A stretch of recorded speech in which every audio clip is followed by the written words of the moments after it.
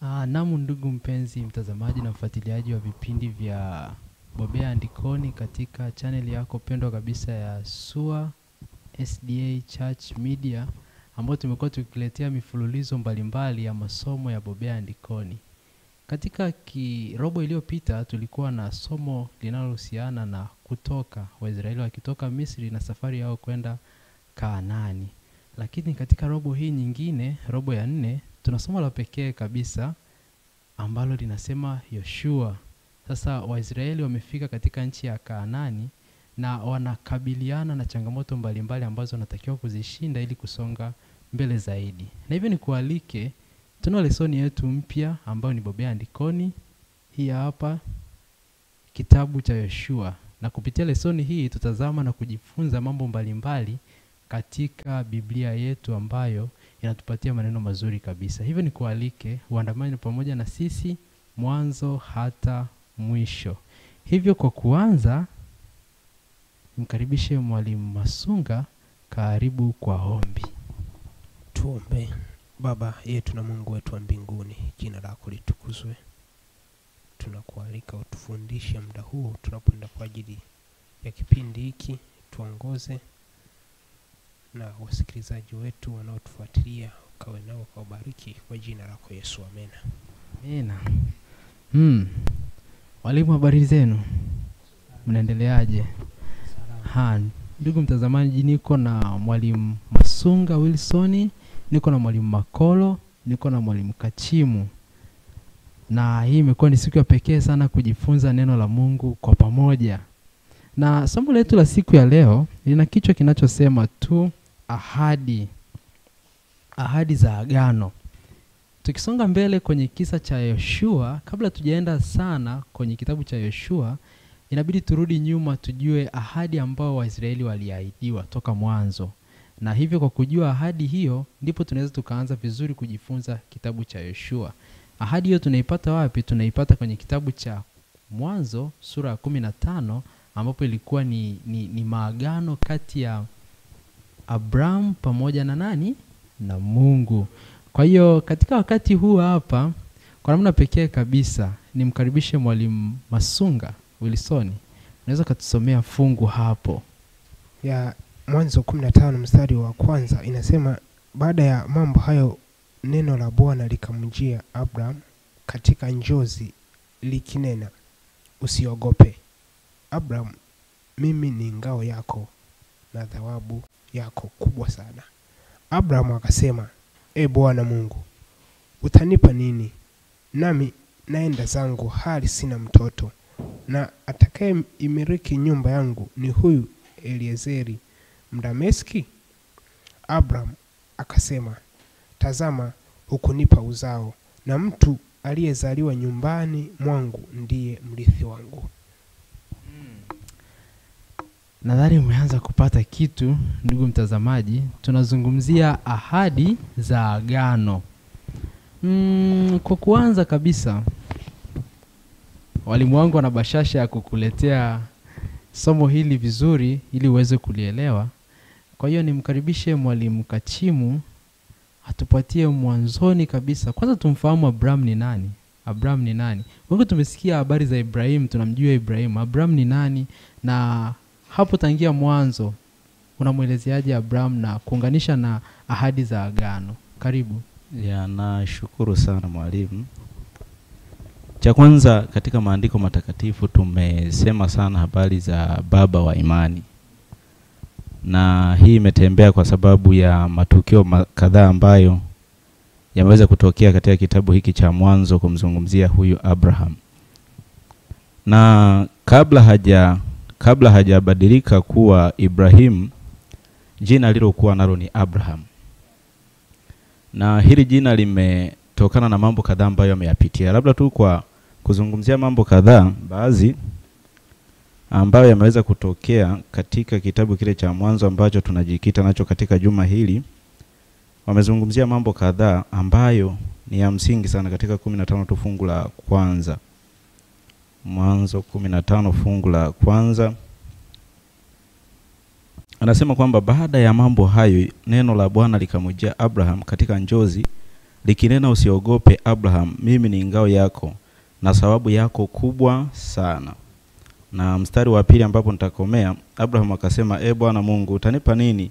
Nami naenda zangu hali sina mtoto.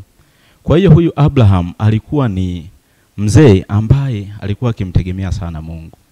Na nakumbuka kitu kimoja ambacho alikuwa amemuomba Bwana ni juu ya kupata mtoto, na ndio ahadi ambayo alikuwa akitegemea sana. Na kipindi sasa na miaka 95 hapo ndipo anapoendelea kupata wito wa kwenda mahala ambapo hapajui. Na alipopata huo wito wa kwenda mahala ambapo hapajui, ambacho najifunza kwake ni kwamba hakuwa na kikwazo chochote cha kusema ya kwamba siendi. Japokuwa hii ahadi ambayo alikuwa ameiomba kwa ajili ya kuipata hii ya mtoto ilikuwa bado haijatimia. Kwa hiyo huyu Abraham ninavyomfahamu ni mtu ambaye hakuwa na kigugumizi katika wito ambao alikuwa akipatiwa.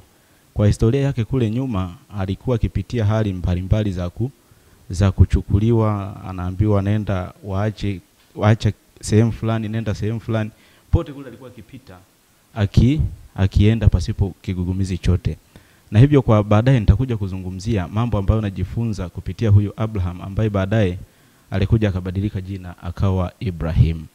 Labda tu kwa ufupi naweza tu nikasemea mambo machache ambayo yamepitishwa kwenye historia hii ya Ibrahim. Asante. Unaweza ukatafakari kisa cha Ibrahimu. Unajua Ibrahimu alikuwa ni mtu ambaye ni tajiri, akiwa katika Uru wa Kaldayo. Alikuwa amezoeana na wale watu ambao walipokuwa akiishi. Na kipindi anapewa wito wa kuondoka, maana yake alikuwa anatakiwa kuacha zile kaida ambazo alikuwa nazo pale mwanzoni. Ni sawa, inagusa leo kwenye maisha yetu. Mahali ambapo upo, alafu unaambiwa tu kwamba ondoka sehemu ambayo upo, alafu haujui unako kwenda. Na kati sehemu ambapo ulipokuwa ukikaa ulikuwa unafaidi mdo. Sio kitu cha kawaida. Mpaka kufikia kuitwa baba wa imani, ilikuwa kweli ni baba wa imani. Katika safari ya Abraham, kipindi anasafiri, tunasoma ya kwamba kukubali wito wa Mungu wa kubadilisha ulimwengu kulimaanisha kumruhusu kuendeleza mipango yake kwa wakati wake, kwa njia yake na kulingana na mapenzi yake. Abraham alipaswa kujifunza somo hili hatua kwa hatua, mara kwa mara na kwa maumivu mno. Kumbe tunapomjifunza Mungu huwa tumuelewa wakati huo tunaendelea kujifunza. Mwalimu Masungo, unazungumziaje sehemu hii? Karibu. Nashukuru. Nianze kwa kusema kwamba somo linasema ahadi za agano, si ndio? Na tunapozungumzia ahadi za agano tuelewe kwamba ahadi ambayo Ibrahim anaipokea ilikuwa inamhusu yeye tu. Ilikuwa haihusu watu wote. Ndio maana hata wazo la kwenda kumtoa mwanae Isaka alihusika yeye tu, hata kumshirikisha yote kwanza. Kwa maana hiyo katika swala la ahadi kuna ahadi za aina mbili. Yaani kuna ahadi binafsi na ahadi za wote. Ahadi ambayo alipokea Ibrahim ni ahadi binafsi, yaani inamhusu yeye tu. Kiasi kwamba mimi siwezi kudai hiyo ahadi kwa Mungu. Lakini ahadi za wote ni zile ambazo Mungu ameahidi kwa watu wote. Mfano, mvua kunyesha inanyesha kwa watu wote. Okay. Au jua kupiga linapiga watu wote. Au kuokolewa inalenga watu wote. Lakini aliyoahidiwa Ibrahim ilikuwa inamhusu yeye tu, kwamba uzao wako nitaufanya kuwa kama nini? Mchanga wa bahari au taifa kubwa. Kwa maana hiyo tuelewe hilo. Lakini pia katika hizo ahadi, hata leo sasa tunaweza kujifunza kwamba kumbe tunapaswa hata sisi binafsi tumuulize Mungu, Mungu, ahadi yangu ni ipi? Yaani ulioniahidia mimi kama mimi. Lakini pia pamoja na hivyo tukifahamu kwamba kuna ahadi ambazo Mungu ametuahidia za watu wote, tuzifahamu. Lakini mtu mmoja anapaswa elewe kwamba Mungu, wewe umenipa ahadi gani, na idai na iomba. Nashukuru. Ahadi za agano. Huenda mtazamaji asielewe ahadi hizi ambazo Abraham alikuwa amepewa. Ni zipi tunazozungumzia? Hebu karibu Mwalimu Masunga, tuelezea ahadi ambazo zinazozungumziwa hapa. Asante. Ahadi mojawapo ya agano ni habari ya urithi, ya uzao kuanzia kwenye uzao wa Ibrahim mpaka urithi wa nchi ya ahadi. Ni ile ahadi ambayo aliahidiwa, na hiyo ahadi iliendelea. Ndio maana hata lesoni inaanzia kwenye kitabu cha Yoshua ikiendeleza hiyo ahadi ambayo Ibrahim alifanya nini, aliahidiwa. Kwa hiyo kwa ujumla watu hawa kupitia Abraham walikuwa wameahidiwa kurithi nchi. Lakini kama Abraham yeye mwenyewe alikuwa ameahidiwa kupata mtoto. Nakumbuka kipindi Abraham anaitwa kutoka Uru wa Kaldea alikuwa na miaka 75. Lakini kwenye njia aliyopitia mpaka huyo mtoto anakuja kumpata, nafikiri ilikuwa miaka 99 100 hapo ndo anakuja kupata mtoto. Unaona ni muda mrefu kabisa. Miaka 25 anatembea na nini? Na ahadi. Kumbe pia kuna uvumilivu kwenye kuisubiria ahadi. Okay. Walipewa ahadi ya kuirithi nchi. Lakini ile nchi ambayo walikuwa wameahidiwa kuirithi ilikuwa ina watu. Kulikuwa kuna watu wanaitwa Wakanaani. Na ndio maana kuna wakati fulani Yoshua na Caleb walitumwa kule, wakaja wakatoa habari nzuri, lakini wale watu 10 wengine wakasema kule kuna majitu marefu. Kuna majitu marefu. Mwalimu Makolo. Kwa nini Mungu awapatie eneo ambalo linakaliwa na watu? Na kati kuna sehemu nyingine tu ambazo zilikuwa ni nzuri zisizokuwa na nini? Na watu. Mungu alitamani watu hao wajifunze nini?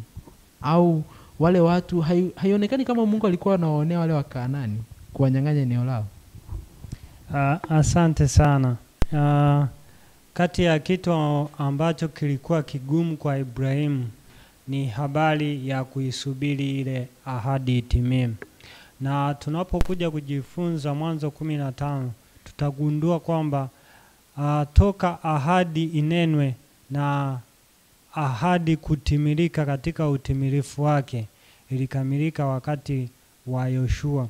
Lakini Ibrahim aliamini ahadi hiyo itatimilika kwa sababu aliyeinena ni Mungu. Na Mungu tu anampa dokezo kwamba ahadi hii watafaidi uzao wako mwingine, lakini wewe utalala katika uzee mwema.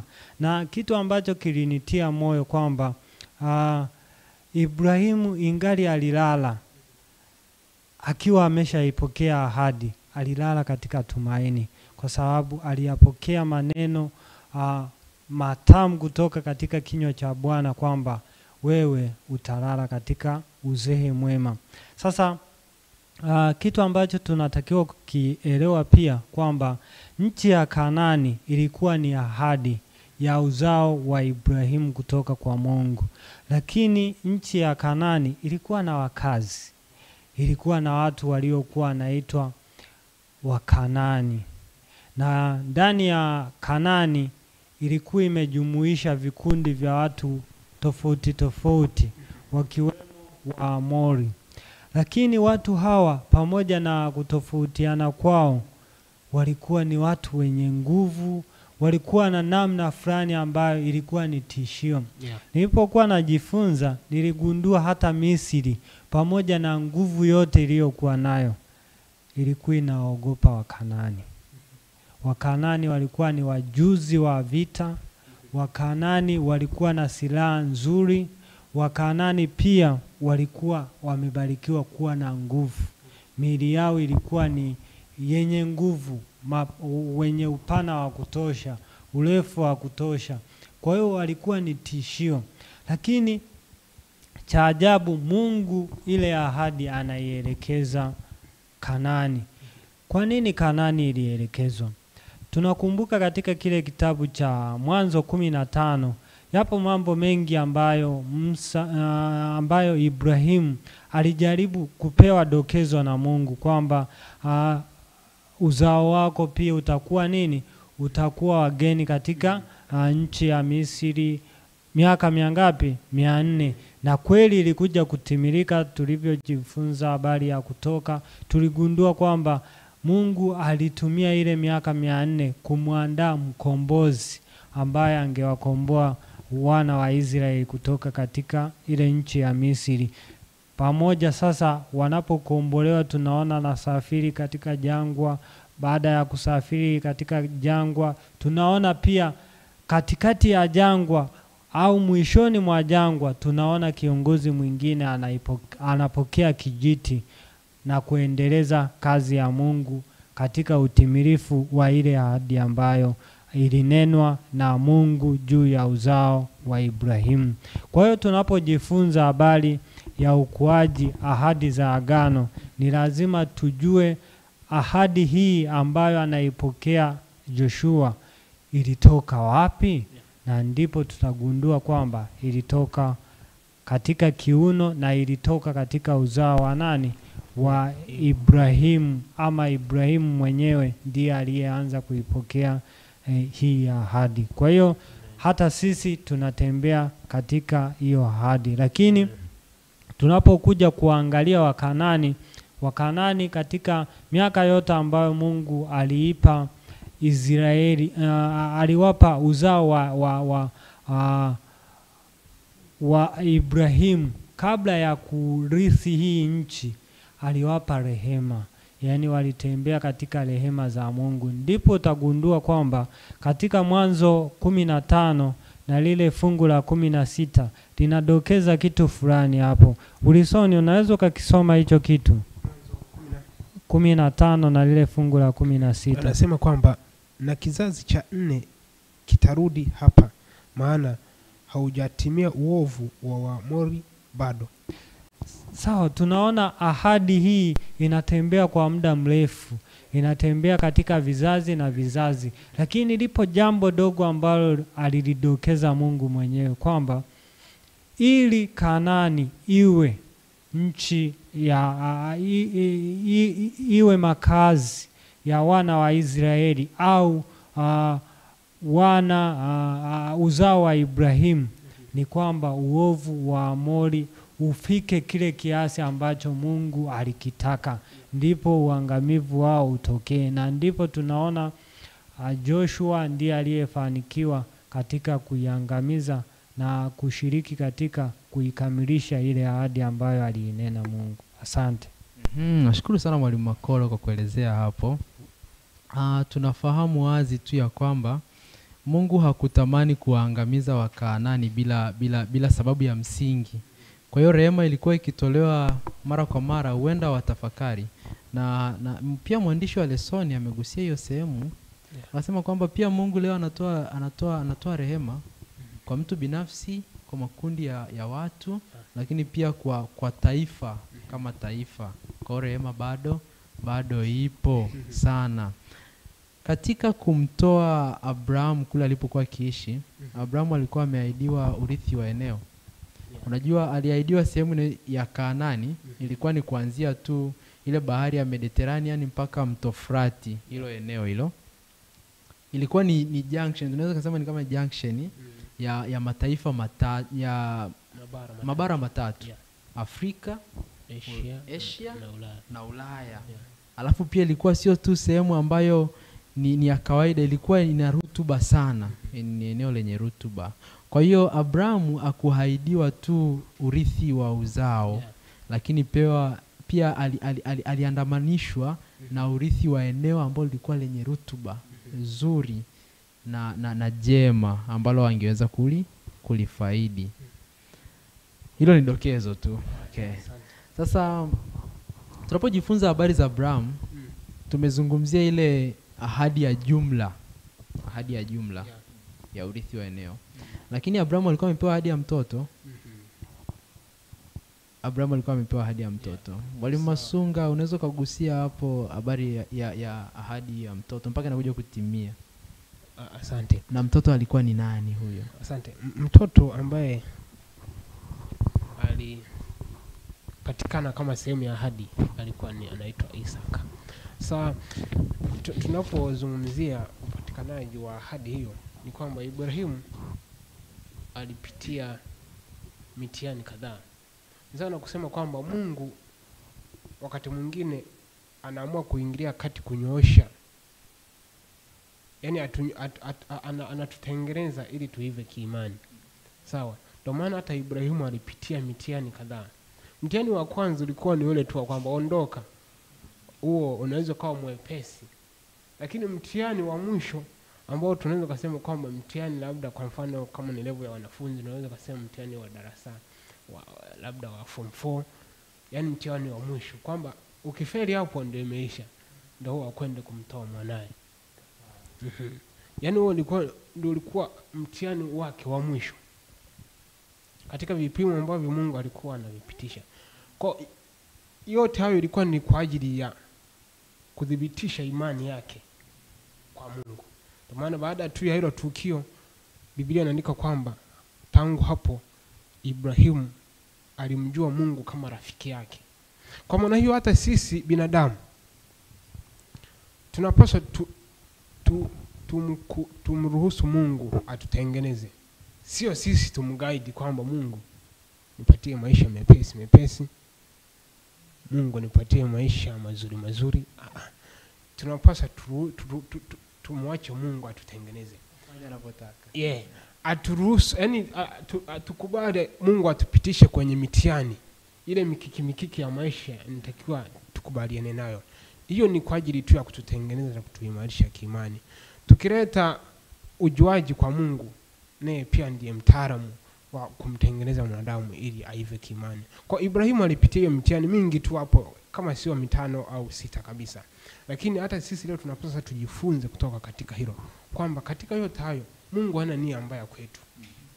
Lengo lake Mungu atuimarishe tuive kweli, aseme kwamba hakika hapa nina mtu wangu. Asante Mwalimu Masunga, nashukuru sana. Japokuwa huenda tumetishika kidogo, tunaweza tukapitia mikiki, na ni kweli ni uhalisia. Kuna wakati tunaweza tukatikiswa kabisa, lakini ule mtikiso kutoka kwa Mungu sio kwa nia ya kutuangusha, hapana, ni kwa nia ya kutuimarisha kabisa. Ana nia ya dhati na sisi, anajua mahali anapofanyaje, anapotupeleka kwenye maisha haya halisia. Mpenzi mtazamaji, tunapoendelea kujadili ahadi za agano, ni somo tunalojifunza kwa Abraham, ambaye pia baadaye alikuja kuitwa Ibrahim baada ya imani yake kuthibitika. Kwa kawaida kipindi kile Wakanaani ndio walikuwa na tabia za kuwatoa watoto kafara. Na ilikuwa ni kitu kimoja wapo ambacho kiliwafanya mpaka wapelekee kile kikombe chao kujaa mpaka Mungu afanyaje, aamue kuwaondoa. Sasa tunaona Mungu ndiye anayemwambia tena Abraham kwamba nenda kamtoe mtoto wako. Mwalimu Kachimu, unaweza kulizungumziaje hilo? Nashukuru sana kwa upande ambao ameelezea Mr. Masunga hapa. Naweza nikaongezea kuhusiana na hilo ambalo pia umelizungumzia, ya kwamba mtoto ambaye alikuwa akimtegemea sana, manake mtoto wa ahadi ambaye ni mmoja huyo anapatiwa ujumbe ya kwamba aende akamtoe, si ndio? Na ujumbe pale ambao nilikuwa nikitafakari, ambao ninajifunza, hata ukisoma kitabu cha Tumaini la Vizazi Vyote, anaelezea jinsi ambavyo ilikuwa ni fundisho kwa uchungu ambao aliupitia Mungu wakati anamtoa Yesu kama mwana pekee, si ndio? Lakini pia kingine najifunza uchungu ambao ameupitia hata Abraham kupitia kujifunza kwa Mungu, manake na yeye ameipitia hiyo hali. Mtoto pekee ambaye anamtegemea, na wakati fulani sauti zilikuwa zikipita za shetani zikimwambia ya kwamba Mungu huyo aliyekuahidi atakupatia mtoto, inawezekanaje tena leo anakuja kufanyeje? Anakuja kukuambia umtoe. Manake hizo sauti angezisikiliza, manake zingeweza kumwangusha. Lakini ambacho najifunza na kutafakari Ibrahim na kufikia level ya kuitwa baba wa imani, kwangu binafsi naona kwamba ni jambo ambalo kwa kweli ni sahihi kabisa, kwa sababu leo hii unachokitegemea zaidi uje tu ambiwe kwamba kiache au kitoe. Ni sawa na kwamba ujumbe wa siku za mwisho sasa hivi tunaambiwa twende mashambani, si ndio? Kwa kuhubiri tu kwenye karatasi za Biblia au kwenye maneno fulani unaweza ukaona kama vile ni simple. Lakini imagine umejenga gorofa yako Mr. Masunga. Umewekeza magari, kila kitu unacho. Alafu wito wa Mungu nakuja tu simple tu. Naomba mwanangu uondoke mahara ulipo, ufanyeje? Uondoke. Wakati huo ukijua kabisa kila kitu umeshawekeza pale. Na sasa hivi hapo umepambana, leo ni maandalizi ya Sabato na nini, umepambana kila kitu. Lakini unaambia mwanangu acha kila kitu ulicho nacho. Tufanyeje? Twende. Kwa hali ya kawaida unaweza ukahoji na usipate majibu. Mungu, hiki nimekihangaikia kwa kiasi hiki, nimepambana kwa kiasi hiki, alafu naniambia leo tu nifanyeje? Nikiache. Lakini baba wa watu walifanyaje? Aliondoka akaenda tena mahali ambapo hapajui. Lakini leo wapo ambao wanapangiwa tena hata sehemu anayopajua kabisa. Nenda sehemu fulani ukafanye hii kazi. Anaona haya mazingira ni magumu sana kwa sababu alishawahi kufika na nini, lakini mpango wa Mungu kupitia baba wa imani tujifunze ya kwamba yeye kwa vile ni mpaji, maeneo yote twende. Hata kupitia mtoto akisema mtoe kwa sababu yeye ndiye aliyenipatia, ni mtoe kwa sababu yeye ndio mpaji. Kila kitu kwa hiyo kinapitia step za kwamba yeye kwa vile amenipatia, hata akikitoa kwa sababu yeye ndiyo chanzo, anaweza kafanya kwa mapenzi yake hata nikapata zaidi ya kile ambacho nimetegemea zaidi. Kwa hiyo yeye anajua zaidi ya sisi tunavyojua sana. Niwashukuru sana walimu. Nafikiri ndugu mpenzi mtazamaji unazidi kubarikiwa na haya wanayoyasema kwa uhalisia. Nitasoma sehemu fupi alafu tutarudia hapo tulipo. Kabla sijasoma, ahadi tunazozifahamu aliahidiwa uzao, kitu cha kwanza. Lakini pia kuandamana na uzao aliahidiwa pia eneo ardhi ambayo ilikuwa ni Kanaani. Kwa ahadi tulizonazo ni mbili, uzao pamoja na ardhi. Lakini kufikia huko ilikuwa sio kawaida. Ngoja nisome hii eneo. Anasema kwamba Abrahamu alipokubali wito wa kupiga hema zake katika nchi ya Kanaani. Hapa ni baada ya Abrahamu kuwa amefika pale mwanzoni kabisa kule. Kulikuwa na jambo moja kubwa ambalo alikuwa bado hajalielewa. Kumbe inawezekana pia kwenye maisha yetu kuna tumeitwa, tumekuja, lakini bado kuna vitu hatujafanyaje? Hatujaelewa. Ndio maana mwalimu akasema tukubali Mungu anavyotufanyaje? Anavyotuunda. Na napenda nisome hapa alafu mwalimu Makolo nitamkaribisha kwa kuhitimisha. Anasema kukubali wito wa Mungu wa kubadilisha ulimwengu kulimaanisha kumruhusu kuendeleza mipango yake kwa wakati wake, kwa njia yake na kulingana na mapenzi yake. Abrahamu alipaswa kujifunza somo hili hatua kwa hatua, mara kwa mara na kwa maumivu. Namalizia sehemu ya mwisho, mwalimu Makolo jiandae. Anasema ikiwa tunataka kupokea urithi ambao Mungu anatupatia, tunahitaji kutafakari tena vielelezo na dhana zetu nyingi za muda mrefu na kumruhusu Mungu aongoze kwa njia zisizotarajiwa. Mwalimu Makolo, karibu kwa dakika moja, hebu ongelea hili swala hapo. Asante, lakini kabla ya kuongelea hilo, nilikuwa na jambo kidogo ambalo nilikuwa na tafakari sana kwamba Ibrahim alipokea ahadi muda mrefu ya kwamba atapatiwa uzao na huo uzao utairisi nchi. Lakini jambo la ajabu ni kwamba tangu kuipokea ahadi alijitafutia tumaini. Baada ya kutopata mtoto kupitia kwa Sara, aliamua kutafuta mtoto kupitia kwa njia nyingine ambayo Mungu hakuipenda na wala hakutamani iwe hivyo. Lakini tunaona Mwanzo 15 ina dokezo la kwamba tayari Ibrahimu anatumaini ambalo amejitengenezea kwamba tayari nina mtoto na atairisi nini? Atairisi nchi. Lakini cha ajabu Mungu anakuja anamwambia atakayerisi nchi ni yule aliyetoka katika nini? Viuno vyako. Lakini ukitafakari kwa kawaida hata yule alitoka katika kiuno cha Ibrahimu. Lakini cha ajabu sio ambavyo Mungu alitoa maelekezo, ni namna ambavyo alijitengenezea tumaini bandia katika siku